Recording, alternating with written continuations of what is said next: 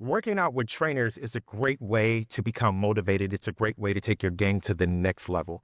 But it becomes a waste of time and money when trainers have to take time out of the workout to show you the fundamentals. Hi, I'm Sports Dad Seth, and with this particular program, I want to get you ready for the trainer.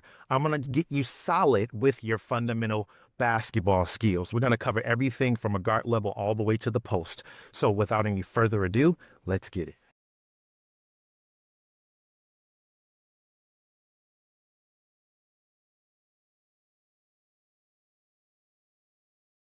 So let's talk about the Lions, right? The Lions are definitely in a groove, and it's very good to see them back on track. I was a little concerned in the beginning of the season, but I'm glad that Dan Campbell and his staff and the players are changing the trajectory of that, and they're on the trajectory. Speaking of trajectory, changing the attitude and things of that nature, they are on a path to success. And so they look like I don't want to speak too early, but it appears to me that they are picking up where they left off in last season.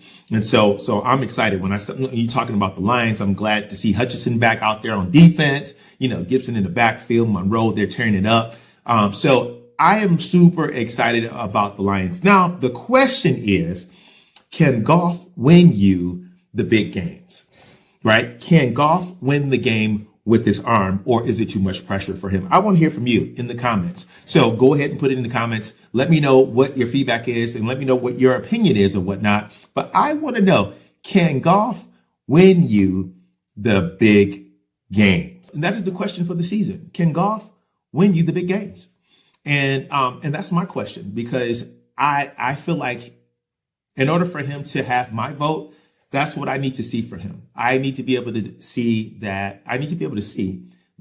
He can win the big game. Can he win the game with his arm? And so that's what I'm looking for. Is it too much pressure? Because in the past, it appeared to me that those situations, the moment got a little bit too big for him. That's just my personal opinion. The moment got a little bit too big for him.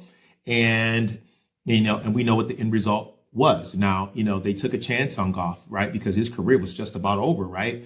Before he got to the Lions, but they took a chance on him and brought him in. And we all know that, for players, it's about being in the right situation, and I mean, that's at all levels. I'm talking about college and pro. And so he found the right situation. He found a coach that actually believed in him. So this is the perfect situation. So we have no excuses. We want to see you win the game. You got all the pieces. We want to see you win the game. So really excited for the Lions. Now let's switch gears a little bit and let's talk about ESPN, right? And I'm going to tell you, right? I grew up watching Stephen A. Smith. Stephen A. Smith, he mentored me from afar. I look up to this guy and I watch him, a lot, right? I watched him in the past and I still watch him now. And he's definitely doing his thing. He basically runs ESPN and he's doing his thing, right? With his own show as well. So he's kicking butt. And so, but the reality of it is that there has been some drama, right? There has been some drama on the show, starting with Shannon Sharp. And then you got now Molly, right? Molly is no longer with ESPN. And I did not see that one coming. With Shannon Sharp, I kind of saw where things were, what was happening with that, with the interview with Cat Williams. And then all of a sudden, Cat Williams kind of like prophesied to him, right? And kind of put it out there, but it blew him up and whatnot. And then he started getting all that attention. And then boom, he went live by mistake. And we all know what happened with that. And then shortly after that, so with the live, we already knew that Shannon Unk was involved in some stuff. But now, and then, they came after him. So, I mean, and then, it was later, it was shown that, he was definitely into something with a young lady and, she took him to court and things of that nature. And we all know he settled. And so, this is information that's already out there. And I'm going to try my best to stick to the facts on all of this information. But I want to talk about Molly Qerim, and I didn't see it coming. Molly, we know that she was married to Jalen Rose for a short period of time. And then after that, they got divorced. And then it was rumored, allegedly, that Stephen A. Smith and Molly was talking in some way, shape, or form, or dating each other or whatnot. I don't know if it was ever confirmed. I don't really care. The reality of it is that Molly is no longer part of ESPN. And so, and I didn't see that coming. I really didn't see that coming. And, but good for her. I didn't see that coming. That was a major blow to ESPN. And so that's that. But